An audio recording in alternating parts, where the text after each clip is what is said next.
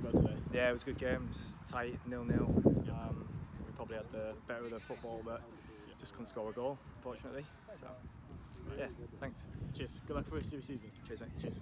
Philip from Lawnmowers, how did your game go today? It was a tight 0-0. We were backs against the wall on defence the whole game, but we managed to hang on for a draw. They were like a really good team, held the ball well. So to be honest, we were probably lucky to escape with a point. Great goalkeeping from Todd. He saved us on a few occasions. All right. Good luck for the rest of your season. Cool. Thanks. Cheers. Thanks.